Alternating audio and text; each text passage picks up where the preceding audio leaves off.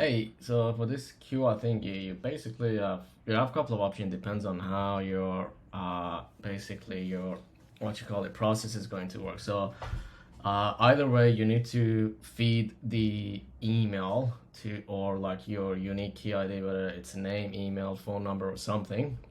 You need to pass that. So there are two ways. One of them is basically when someone scans the code, it opens up a form. They put their email address, they submit, and then it's run. So this is that way. So I'm just going to show you how that's going to work. So just bring up my phone and just quickly test this. So I'm just gonna use this guy, and what's gonna happen, it's gonna basically, I'm just gonna actually open it up here on my computer so you can see what's gonna show. So it's gonna come up like something like this, simple, and they put their email, and then when they register, it's gonna basically go through the automation, which is basically, if I go back, so this is the QR code, and you basically get the link from here, and that's the link that is here to create this. And then you obviously have the automation in here that's gonna, when someone submits that form, it's gonna update the status. So that's one way. The other way is if, for example, you put the email as a parameter in here. So basically how it's gonna work is, let's say this is your webhook, and then if I put the webhook in here and then add that email query like this,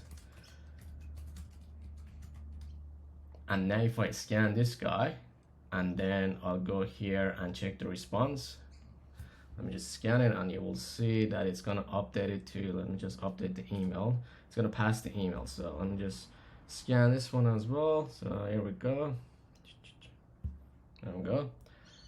So as soon as I scan this, if I go back to Pabbly and recapture the hook, it's gonna bring the other email in here. Just give it a sec.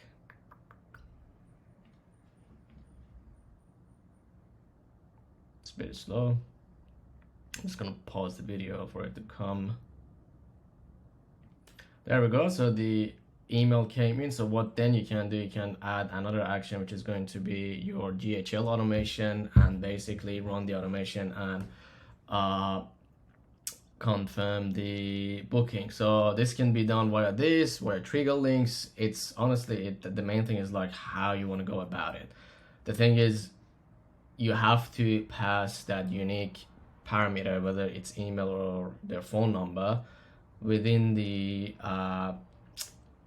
QR code, so to be able to actually find them inside your GHL and basically confirm that.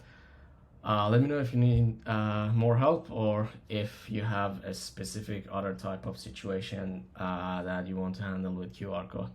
But hopefully this was helpful.